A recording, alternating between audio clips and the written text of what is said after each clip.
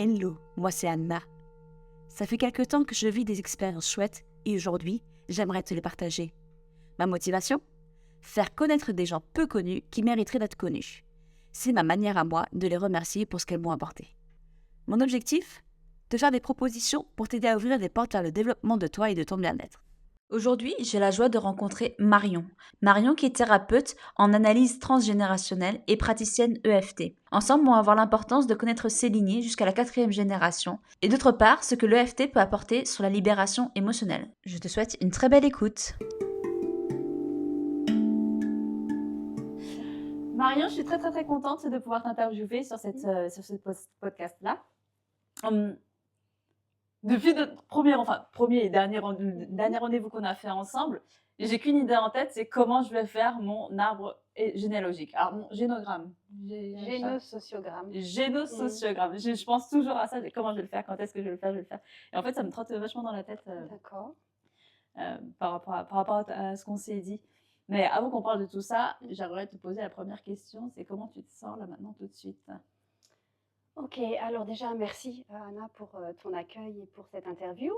Je me sens plutôt bien et puis voilà, je vais essayer de répondre aux questions et puis surtout en fait de parler de ce qui m'anime aujourd'hui. Ça devrait bien se passer. Ça va bien se passer.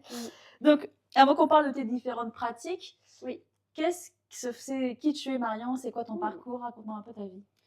Mon parcours, en fait, je suis alsacienne, je suis née à Mulhouse. J'ai pas trop bougé un peu dans le Grand Est. J'ai grandi ici, j'ai fait mes études principalement à Mulhouse. J'ai un parcours scolaire dans le paramédical, tout simplement. Et puis j'ai continué dans le travail social où j'ai un diplôme d'État de conseillère en économie sociale familiale.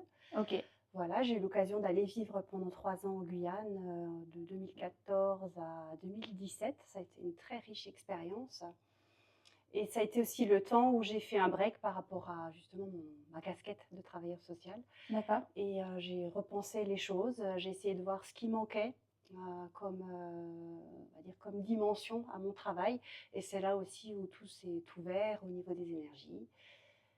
Et voilà, ça ne m'a plus quittée. Yes, donc tu es partie. Est-ce qu'il y a une raison particulière C'était dans le cadre d'une mutation professionnelle de mon mari, tout simplement. Ok, donc tu as suivi, tu as tout arrêté? Voilà, j'ai suivi. On a vécu 3 belles années avec notre famille là-bas. Et puis on est de retour en Alsace depuis 2017. Ok. Et qu'est-ce que tu faisais toi là-bas? Alors là-bas, justement, j'ai mis en pratique déjà des formations que j'avais eues, notamment de l'énergétique. Ok. Et donc j'ai proposé des séances énergétiques, j'ai proposé des voyages au tambour, de la méditation principalement. Voilà, j'ai commencé à placer quelques balises dans ce futur travail que j'exerce aujourd'hui. Ok. Et donc, tu es partie 3 ans en Guyane, 2014-2017. Qu'est-ce qui s'est passé depuis 2017? Alors, à mon retour en Alsace, j'ai créé mon auto-entreprise. Yes. Voilà, donc je suis à mon compte pour, au départ, une activité principalement en énergétique. Et petit à petit, la vie m'a amenée dans l'analyse transgénérationnelle, dans l'EFT aussi plus récemment. Ça correspond vraiment à mon histoire de vie. J'ai eu besoin d'aller comprendre d'où je venais pour savoir en fait où j'ai envie d'aller. Ok, donc analyse transgénérationnelle, EFT, donc c'est 2 thérapies qui sont différentes. On va revenir sur chacune des 2 thérapies. Tu as envie de commencer par laquelle? On peut commencer par l'EFT parce que je pense que ça va me faire du bien. Ok, alors parlons de l'EFT un petit peu. Oui, donc l'EFT, c'est plutôt en fait une technique ou un outil qui va pouvoir être complémentaire à toutes les autres thérapies. D'accord. On va parler de libération émotionnelle sur vraiment l'instant présent. C'est doux, c'est ludique. Ça peut être pour les enfants, pour tous les âges, pour les anciens aussi. Et on peut, en une séance, avoir presque l'outil en main. On va travailler sur notre corps, donc en utilisant des petits tapotements sur des points clés, des points d'acupressure, et on va également verbaliser. Donc là, on est dans le thème des émotions, la gestion des émotions. Ouais. Donc ça va permettre de libérer, d'apaiser l'émotionnel en fonction de ce qu'on vit ici et maintenant. Ok. Ce qui est intéressant avec l'EFT, c'est qu'on peut aussi aller dans le passé et on peut aller dans le futur. Par exemple, je ne sais pas, j'ai vécu un diagnostic, je prends en lien avec le public de la Maison Rose de Lutherbach. Les femmes ont pu vivre un diagnostic terrible qui leur ont fait vraiment peur et on peut aller travailler sur cet instant, D'accord. sur ce moment qui a généré un très fort stress pour pouvoir un peu désengrammer tout ça et apaiser. Ou alors, dans le futur, je suis dans l'attente d'un résultat, Ok. d'un examen. Voilà, comment je me sens aujourd'hui et qu'est-ce qui vibre et qu'est-ce qui m'angoisse pour le résultat. On peut travailler ça aussi en EFT. D'accord. Et donc, comment ça se passe? On fait une projection sur le passé ou sur le futur et on se connecte à l'instant? On se connecte tout simplement à l'instant. En EFT, on utilise une échelle de ressenti de 0 à 10. D'accord. 0, c'est très calme et 10, c'est quand l'émotion est vraiment exacerbée. On va poser dès le départ un chiffre. On va dire, par exemple, mon émotion aujourd'hui, elle est à 8. Mhm. On va faire la ronde de EFT. Je vais faire une petite présentation, ce sera plus parlant. Et puis après, voilà, on se pose et on sent. Qu'est-ce qui s'est passé? Comment ça bouge à l'intérieur de mon corps? Parce que le FT va avoir aussi une incidence sur notre système énergétique. Ouais. Voilà, qu'est-ce qui bouge? Comment je me sens? Alors, est-ce que c'est un peu mieux? Est-ce que je suis à 5? Est-ce que je suis descendue à 2? Ou est-ce qu'au contraire, ça n'a pas bougé? Et comme ça, on va faire plusieurs rondes et on va travailler petit à petit en allant dans tous les ressentis, y compris corporels. Ok, donc jusqu'à ce que le ressenti de l'émotion Voilà. soit à 0. À 0, 2, c'est déjà très bien. Ok. Voilà, on n'est pas obligé d'arriver à 0, mais voilà, quelque chose qui soit apaisé. Ok. Donc tu parlais de ronde tout à l'heure. Oui, alors donc une ronde en EFT, je vais prendre un exemple maintenant tout bête. Le trac que je peux avoir pour cette interview et voilà, ce petit stress qui est présent depuis que je suis partie de chez moi tout à l'heure. Donc je vais utiliser une main, peu importe quelle main, ça on s'en occupe pas, ça vient comme ça vient. Et donc Alors, je vais tapoter. oui. Pas juste de te couper. Sur une échelle de 0 à 10, t'es à combien au niveau du stress? J'ai bien écouté, hein? Ouais, tu as bien écouté. Alors je dirais 7. Ok. Donc là, je suis à un 7 au niveau de ce stress de l'interview. Et donc, je vais démarrer en exprimant en fait cette intention et cette émotion. Donc, je vais dire, voilà, cette interview me stresse, je m'accepte et je m'aime profondément. Cette interview me stresse, je m'aime et je m'accepte profondément. Cette interview me stresse, j'ai le trac, je m'aime et je m'accepte profondément. Je vais enlever mes lunettes. Ce stress, ce trac de cette interview, à ce moment présent, ce stress, qu'on n'a pas besoin de faire des grandes phrases, on peut juste parler juste de l'émotion. Voilà, je suis stressée. Alors pour ceux qui écoutent l'interview sur un podcast, il faudra regarder sur YouTube pour voir exactement les endroits où on tapote. Voilà, tout à fait. On va sur le menton. Voilà, je suis stressée. Donc au fur et à mesure que tu verbalises en fait ton émotion, au fur et à mesure que on tu tapes nomme en dessus. fait l'émotion, juste en fait on la reconnaît. Ok. Déjà c'est une grande étape Bien de sûr. reconnaître qu'on a une émotion. Ouais. Voilà, je stresse, ça me fait une boule au ventre. Ok. Voilà, cette boule au ventre. Ce stress. C'est aussi simple que ça. Et là, on a fait une ronde. On peut fermer les yeux, on peut voir comment l'énergie circule dans notre corps, comment on se sent. Voilà, est-ce que ça s'apaise? Et on peut redonner un chiffre où on en est. Alors, ça pourrait être pour moi peut-être 4. Ouais. Voilà. Et après, on peut continuer. On peut refaire une ronde juste sur la boule dans le ventre. D'accord. Etc., etc. Et donc, comme ça, on peut aller désengrammer toute situation où il y a eu des émotions, entre guillemets, ingérables, pour amener de l'apaisement, pour libérer l'émotion. D'accord. Et j'ai peur de ne pas savoir où taper, comment ça se passe. Est-ce que c'est ça? Est-ce que c'est hyper précis? Est-ce que c'est une zone? Oui, c'est une bonne question. C'est précis, mais en même temps, il y a effectivement une zone. Donc là, j'ai utilisé mes 2 mains, mais on peut utiliser qu'une main. En tout cas, les points sont assez précis. Ça, on le voit en séance. Ok, précisément, ça, je l'explique bien. Du coup, en une séance, on a appris en fait toute la ronde. Là où on va aller tapoter, là, on va aller activer en fait le système énergétique via les méridiens, puisque ce sont des points d'acupressure, tout en verbalisant. Donc, il n'y a pas d'émotion négative, j'ai envie de dire. Il y a juste comment on accueille cette émotion. Et donc, le FT va permettre d'accueillir cette émotion et en fait de l'accepter dans un premier temps. Le fait de le verbaliser, le Voilà, conscientiser dans le tout corps à et en fait. plus les points Ouais. d'acupression afin que ça se libère. Je peux le faire n'importe où, n'importe quand, partout? Partout, après c'est sûr dans un lieu public, on va pas commencer à voilà, donc il y a des petites astuces où on va juste, se masser un point, où on peut se frotter un point, ou ici on a le point sensible, alors on peut juste se masser sous les omoplates et ça sécurise et on sait que voilà, on peut aussi s'imaginer faire la ronde, dans sa tête, la visualiser dans sa OK. tête. Alors on peut faire des petites choses simples. Après idéalement effectivement faire la ronde complète avant ou après. Si on sait que ça va être un temps où il va y avoir une forte émotion, on peut anticiper. OK, super. Donc une séance, on apprend le protocole et après on est On quasiment peut être autonome, autonome? quasiment. Après, c'est bien d'être accompagné Bien sûr. sur 2 séances, 3 séances Ouais. peut-être, mais parce que du coup, on peut pas forcément tout Bien maîtriser, sûr. tout de suite. Mais la ronde s'apprend en une séance. OK. OK, bah, très clair par rapport à l'EFT. Donc, si j'ai bien compris, c'est une pratique qui accompagne plein d'autres pratiques Oui, et qui permet en fait de tout à fait, soulager tout à l'émotion fait, pour pouvoir après. immédiatement. Ouais. OK, super. Parlons maintenant du transgénérationnel. Comment c'est arrivé à Oui, toi?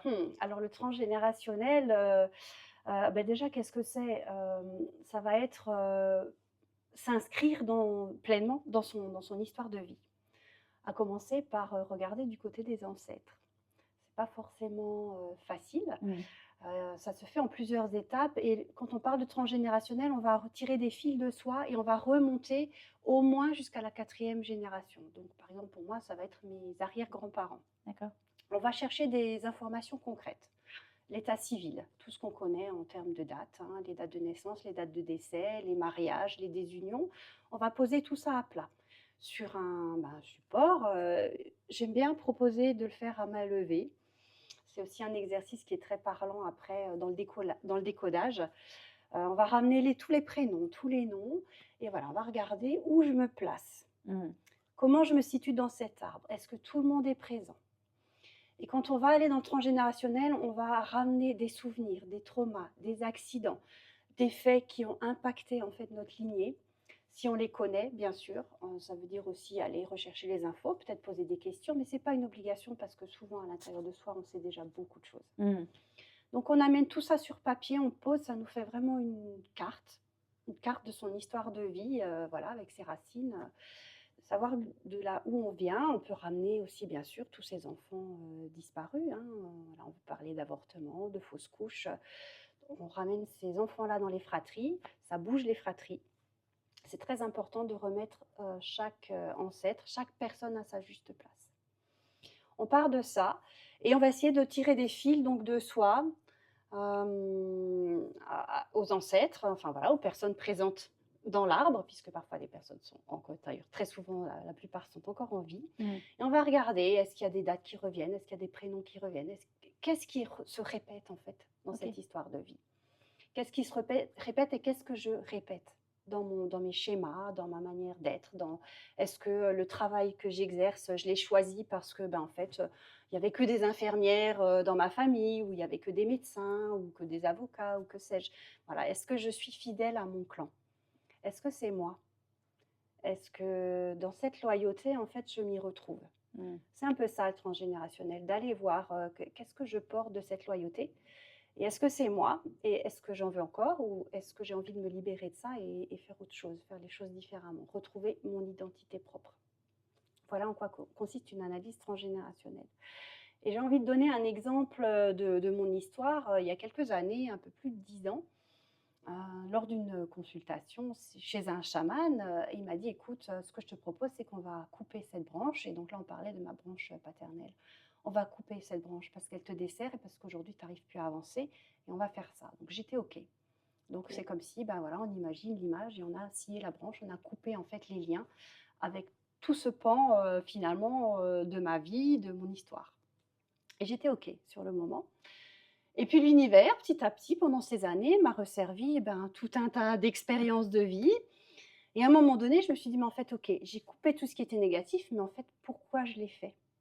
J'avais, voilà, bien mentalisé, intellectuellement, cette branche était coupée, mais en fait, je ne comprenais pas pourquoi OK. on avait fait ça. Et en fait, finalement, qu'est-ce que ça m'apportait? Voilà. Donc petit à petit, je suis allée dans, justement, dans transgénérationnel. J'ai fait, cette formation-là aussi pour comprendre mon histoire de vie et j'ai compris, heu, au regard de ce qu'avaient vécu tous mes ancêtres, de ce qu'ils avaient traversé, pourquoi en fait, cette branche avait été coupée et c'est surtout que j'ai pu ramener en fait, de la beauté, de l'amour, de la joie et cette branche en fait elle a repoussé et Oh, aujourd'hui il y a des j'ai des fleurs frissons. dessus. J'ai des frissons. Voilà et en fait, c'est ça que je vois dans l'analyse transgénérationnelle, c'est qu'à un moment donné, on peut se couper de son histoire familiale. C'est OK, parce qu'on a besoin d'avancer, mais qu'on peut aussi aller voir, voilà, pour récupérer des dons, des talents et beaucoup de choses positives. Et en ramenant chaque personne à sa place, c'est aussi comprendre, ce qu'ils ont vécu à leur époque. Mm. Ramener de la compassion, ramener de la sérénité et cetera et puis voilà, comprendre où on en est aujourd'hui et pourquoi on est là. Mais j'en parlais justement avec une copine hier soir, de ce que tu Mmh, dis, c'est qu'à un moment donné, quand on commence un travail sur soi, mmh, on en veut un petit peu à sa famille, à ses parents, voilà. à ses grands-parents, etc. Donc il y a un moment donné où Mmh, on coupe un peu le lien, et puis une fois que le travail est fait, ben, on se oui, redit, ok, j'ai enlevé tout ce que je voulais pas prendre, mais il y a c'est des ça. choses que j'ai envie de prendre, et des choses que Oui. j'ai envie de garder. Et c'est hyper intéressant de voir que, en fait, on peut en prendre que pas Mmh. que de nos parents, mais de nos Bien sûr, arrière-grands-parents, c'est oncles, ça. tantes. Mmh et on peut transformer aussi. On peut ramener de l'amour et transformer et renvoyer beaucoup de lumière à ses ancêtres et après ça descend, en fait, sur toutes les générations, y compris sur les enfants qui arrivent. Et donc par rapport à la suite, enfin, quand je dis la suite, Mmh. c'est les générations futures. Oui. Qu'est-ce que ça va apporter de faire toi ce travail à ton niveau? Alors ça peut être des libérations, ça peut être des changements de trajectoire aussi pour eux à un moment donné, ça peut être, plein de choses, ça peut être ne pas répéter un schéma, si des non-dits, des secrets ont été levés, ça met, ça à jour et du coup, voilà, les enfants vont pas forcément répéter ce même schéma, ils vont pouvoir être à leur juste place. Et est-ce qu'il faut faire le travail avant de fonder une Mmh. famille, ou est-ce qu'une fois qu'on a fondé la famille, c'est trop tard entre guillemets? Il n'y a pas de il faut, ça vient quand ça vient, quand c'est mûr, quand c'est le moment. Pour ma part, ça a été le moment. Il y Mmh. a 10 ans, j'étais pas prête, à comprendre mon histoire personnelle de vie, à comprendre ce que mes ancêtres ont vécu et quand j'ai été prête, effectivement, voilà, c'était le moment, mais j'avais déjà 3 enfants. OK, Voilà, donc en fait, il y a pas d'instant précisément à définir. OK. C'est quand c'est là, de toute façon, on le sent et on est mûr pour y aller. Comme le fruit dans un arbre. Voilà, c'est Et ça. quand bien même ils sont nés les enfants, enfin quand bien même les enfants soient nés, Oui, ça va agir aussi sur eux? bien sûr, ça peut bouger des choses. Et là, je peux prendre un exemple de loyauté familiale qui est aussi dans ma famille, que je Ouais. trouve extraordinaire. Et quand je le raconte, ça me procure toujours une émotion de joie parce que c'est en termes de loyauté, mais c'est une belle loyauté. Mmh. Je vois que du coup, l'arrière-grand-père de mes euh, enfants, il rêvait, et en tout cas une partie de sa vie, il a toujours rêvé de jouer du tambour. Mmh. C'est quelque chose qu'il a visiblement pas réalisé. Son petit-fils, qui est mon mari, a commencé à créer des tambours et c'est pas venu, comme ça du jour au lendemain. C'est quelque chose qui a mûri aussi chez lui et il a voulu créer des tambours. Il a commencé à fabriquer des tambours et notre fils, aujourd'hui, est batteur. Oh! Donc on voit bien qu'il y a une appartenance à ce clan, Mmh. qu'il y a une loyauté, qu'il y a la réalisation vraiment très concrète d'un rêve d'un ancien. Voilà et je trouve ça beau aussi. Maintenant, est-ce que, mon fils va continuer à jouer de la batterie toute sa vie? Je ne sais pas. Peut-être qu'à un moment donné, il aura accompli un rêve d'un ancêtre et qu'il va passer à autre chose. Mmh. Mais peut-être que ça va faire partie du reste de sa vie, voilà, ça on ne sait pas. Mais en tout cas, c'est une loyauté familiale que je trouve positive, hein, parce que ça amène de la joie, ça amène de la dynamique, dans la vie de famille. Et c'est hyper intéressant de voir que la loyauté, on peut la prendre du bon ou du mauvais Mmh. côté. C'est qu'est-ce qu'on en fait en fait? Oui, Est-ce c'est que ça. on entend souvent, on est médecin de père en fils, Mmh. de génération en génération. OK, si tu as envie de continuer à être Voilà, c'est médecin, ça. fais-le, mais si tu as pas envie, tu as le Tout droit à fait. aussi de pas être loyal et de faire Voilà. ta vie, ta Et propre c'est vie. ouais et c'est là où on peut transformer, c'est là Mmh. où on peut changer les choses, c'est là où on peut acter des décisions de changement de métier, changement de lieu de vie, enfin voilà. Il faut que ça vibre en fait dans le cœur, Mmh. que ce soit juste. Et en faisant le travail de transgénérationnel, en posant à plat tout ce monde, ça bouge des choses à l'intérieur de nous. Yes. Et là, on commence à sentir, OK, je suis ça aujourd'hui parce qu'en fait, on m'a demandé d'être ça et en fait, c'est pas moi. Donc ça, j'en veux plus. Donc qu'est-ce que je fais pour changer les choses, pour transformer tout ça? Ok. Et quelles sont les problématiques? Alors, est-ce qu'on vient avec une problématique, dire tiens, j'ai telle Mmh. problématique, d'ailleurs, je sais pas, peut-être que tu peux donner des exemples de problématiques Oui. bien travaillées, ou est-ce que c'est je viens travailler mon arbre, moi par exemple, ça peut plutôt être Mmh. dans ce Mmh. cadre-là, je vais parce que ça m'intéresse, que je Mmh. suis curieuse, et ensuite, suite à ça, découle une problématique. Dans quel sens Ça peut être les 2. On peut arriver, sans demande particulière, sans problématique, mais comme tu le dis, juste avec l'intention voilà, de démarrer son arbre, son génosociogramme. Le génosociogramme, c'est codifié. Donc, voilà, il y a un symbole pour les femmes, un symbole pour les hommes, donc ça donne vraiment une carte très précise. Est-ce qu'on a envie de s'arrêter là? Oui ou non? Tout est OK, hein, il faut juste qu'on sente ce qui est juste pour nous. Donc on peut faire juste ce travail-là. Mais on peut arriver aussi avec une problématique. Par exemple, j'ai grandi, alors pas moi, mais c'est une personne qui est venue en séance. J'ai grandi dans l'idée que le mariage, c'est du poison. Aujourd'hui, je n'arrive pas à avoir une relation posée et stable. Ok, on va aller voir. Qu'est-ce qui s'est joué dans tous les étages? Comment ont vécu les couples? Voilà, quels étaient leurs schémas? Et on essaie de voir, finalement, est-ce qu'il y a quelque chose qui se répète? Pourquoi je porte cette injonction? Ouais. Et avec cette injonction, on va aller en profondeur, on va aller se connecter au couple premier de l'arbre, peu importe qui c'est. Ça ne nous intéresse pas. On n'a pas envie de savoir si c'est des arrières ou des arrière-arrière ou beaucoup plus haut. Ça, c'est peu importe. Mais du coup, on va se reconnecter à ce couple premier qui portait l'injonction et qui a transmis ça de génération en génération. On va aller les rencontrer, donc en voyage. J'appelle ça des voyages de régression. Et on va voilà, leur parler, communiquer avec eux. Pourquoi en fait? Qu'est-ce qu'ils ont vécu qui fait que cette injonction est descendue dans les générations, dans toutes les générations, et pourquoi on porte ça aujourd'hui? Et on va remettre de l'amour et on va transformer ça. Et on peut leur dire, en fait aujourd'hui, la vie de femme c'est ça, la vie d'homme c'est ça. Aujourd'hui on a une multitude de possibilités en termes de couple, ce qui n'était pas le cas, voilà. Voilà, aujourd'hui on peut vivre tout ça, etc. Et donc ça ouvre des portes. Ça ramène beaucoup d'amour et beaucoup de lumière, et après on fait descendre cette lumière sur les générations, et ça aide à réparer voilà, des choses. Yes, top. Tu fais partie de la Maison Rose, donc Aussi. la maison qui est dédiée pour les thérapeutes. Enfin, Oui. à chaque fois, je fourche sur cette phrase-là, mais la Maison Rose, c'est la maison qui est dédiée pour les femmes atteintes de cancer, Oui. et donc pour laquelle on est toutes les deux thérapeutes dans cette maison. Oui. Qu'est-ce que tu proposes en tant que thérapeute dans cette maison? Oui, alors à la Maison Rose, j'axe vraiment mes séances avec l'EFT, donc la technique de libération émotionnelle, pour pouvoir tout de suite, en une séance, libérer, désamorcer, apaiser ce qui est à apaiser. Ça, c'est vraiment la première intention que je vais placer dans mes séances à la Maison Rose. Bien sûr, c'est pas exclu que je propose de travailler des petites touches du passé. Voilà, pourquoi cette émotion est là? Pourquoi cette maladie est arrivée à ce moment-là? Qu'est-ce que vous avez vécu? Qu'est-ce qui a déclenché ou pas? Et on essaye d'aller un peu dans le passé. Donc, à un moment donné, on peut toucher du doigt le transgénérationnel. Voilà, mais c'est pas une obligation. Ça peut être intéressant de voir justement, est-ce qu'il y a des femmes dans la lignée qui ont eu le même cancer? Voilà, par exemple. Ok, top. On arrive bientôt à la fin de cette interview. Oui. Et donc, l'objectif de Wonders by WonderAid, c'est de travailler c'est de proposer de la recommandation. Oui. Donc, est-ce qu'il y a des expériences, des lectures, des thérapies qui, toi, t'ont fait du bien et que tu as envie de partager aux autres? Oui, alors j'ai envie de parler des 13 mères originelles. Ouais. La voix initiatique des femmes amérindiennes, c'est un livre de Jamie Sams. Je ne sais pas si tu connais. Pas du tout. En tout cas, c'est un livre qui a déjà quelques années. Donc, Jamie Sams, c'est une femme qui a mis dans ce livre des contes. Ça vient d'une tradition orale, essentiellement, puisque les femmes amérindiennes se transmettent les contes à l'oral, en tout cas traditionnellement. Et on va travailler en fait un chemin de beauté, un chemin de féminité profonde et de vérité. Il y a 13 contes et on peut suivre ça sur un cycle d'une année. Parce qu'en une année, on a souvent une lune en plus, que ce soit une pleine lune ou une nouvelle lune. Ah, je ne savais pas. Donc souvent, il y a 13 cycles lunaires sur une année.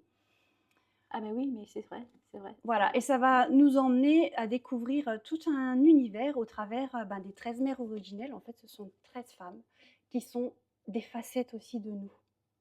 Ok. On peut se procurer le livre et travailler soi-même. lire chaque mois un autre conte, voir ce que ça vibre à l'intérieur de nous, ce qui résonne. On peut rejoindre des cercles de femmes qui ont l'habitude ou qui explorent ensemble. Du coup, ça dégage des partages, des échanges sur notre vie de femme, comment on se positionne dans cette vérité, quels sont nos rêves. Puisque principalement, le thème, c'est voilà, de quoi je rêve, comment je fais pour réaliser mon rêve. Ok. Donc, c'est un super livre initiatique que je recommande vraiment Eh bien, je vais l'acheter. à tout le monde. Ouais. Voilà, donc ça, c'est ma première recommandation. Ok, les 13 mères originelles. Voilà, donc c'est une voie chamanique, hein, c'est de la pratique chamanique, puisqu'on va parler de tous les peuples, de tous les enfants de Mère Terre, donc du monde minéral, du monde animal, du monde végétal. Et ma deuxième recommandation, je fais le lien, ça va être peut-être à un moment donné d'aller, si on se sent aussi, c'est finalement un outil, bloqué à un moment donné dans sa vie et qu'on aimerait avoir plus de force. On peut aller se connecter à ces animaux totems via le voyage chamanique. Et ça, c'est quelque chose qui fait partie de ma vie depuis aussi plusieurs années. Pour s'accompagner, voilà, on peut s'accompagner au tambour, on peut tout simplement écouter des pistes de tambour avec un protocole simple. On peut aller se connecter à ces animaux totems qui sont dans le monde du bas, qui sont des êtres de lumière et qui sont un peu comme des anges gardiens, qui vont pouvoir venir à nos côtés, nous parler de qualité, nous parler aussi de nos défauts et de nous accompagner, nous guider, nous transmettre de la force, etc. Ça, c'est aussi une recommandation qui est, je trouve, extraordinaire à vivre sous forme de méditation, sous forme de voyage chamanique. Voilà, quel animal m'accompagne. Et comment on fait ça? On prend une playlist sur YouTube? Alors, il y a Comment on fait? Ouais. Alors, il y a plein de possibilités. On peut aller en séance en pratique chamanique. On peut rejoindre un cercle de méditation, de pratique chamanique pour vivre un voyage. C'est vrai que l'effet de groupe, souvent, ça ouvre aussi un égrégore et ça amène peut-être un petit plus, notamment avec le partage. On peut aussi prendre une vidéo sur YouTube et puis se lancer et tester par soi-même. C'est possible aussi. Ok, top. Donc, on a le bouquin Les 13 mères, l'expérience du voyage chamanique pour aller rencontrer son animal totem. Tout à fait. Et tu as autre chose? Eh bien oui, allez, une petite recommandation créative. En fait, moi, ce qui m'aide et ce qui m'accompagne dans ma vie, et d'ailleurs presque quotidienne, au lâcher-prise. Parce que même en tant que thérapeute, on a besoin aussi de prendre soin de soi et peut-être d'autant plus, et de lâcher prise et de se vider la tête. En fait, moi, je fais du crochet, tout simplement. Donc, ce travail d'aiguille, ça permet d'aligner des mailles, de se vider la tête. Et donc ça, c'est ma petite pratique et ma recommandation pour toutes les personnes qui ont envie de se lancer un peu dans la créativité. Le travail d'aiguille, ça peut être le tricot aussi. En tout cas, le crochet, c'est hyper pratique. On peut l'emmener dans la poche, dans un sac. Ça prend très peu de place. On peut crocheter partout, en voyage, en transport, en commun, en salle d'attente, vraiment partout. Et on peut réaliser tout ce qu'on a envie, tout ce qui nous fait plaisir. Ça, c'est vraiment prendre du temps pour aller dans la créativité. Yes, donc le crochet, ça va permettre de développer un peu le côté méditatif, le côté créatif. Pour ma part, c'est ça, complètement. Et activer son côté un peu féminin aussi. Par rapport à tout ça. Yes, ok. Donc, on a le bouquin Les 13 mères originales, faire du crochet et aller se faire un petit voyage au tambour pour aller rencontrer ces animaux totems et connecter avec eux. Yes. La sagesse de ces animaux. Et puis qui on est aussi, toujours et encore. Toujours et encore. Yes. Et pour ceux et celles qui ont été jusqu'à la fin de l'interview, qu'est-ce qu'on peut leur proposer comme petit cadeau? Alors, comme petit cadeau, j'aimerais bien offrir des séances découvertes d'une demi-heure. Ça peut être en analyse transgénérationnelle, ça peut être en EFT. Voilà, pour poser des questions, pour recevoir peut-être une première piste d'approche, démarrer un petit travail. Voilà, 30 minutes cadeau. Ok, 30 minutes cadeau. Et comment ça se passe? On arrive, on vient de voir, il y a un mot magique qu'on peut donner? Ah oui, alors j'ai envie de dire un mot magique, et le mot magique, ça va être tempérance. Tempérance, Je dis vite fait, entre parenthèses, pourquoi tempérance? Ça me parle de la carte du tarot. Tempérance, c'est une carte de protection, de douceur, d'apaisement. Voilà, juste pour ça. Qui te va très bien, je trouve. Merci. Qui te va très bien. Donc, on arrive et puis on lit le mot tempérance et à ce moment-là, on a les 30 minutes de séance de découverte offertes. Tout à fait. Ça marche. Merci Marion. Avec plaisir, Anna. À très bientôt. À bientôt. Ciao.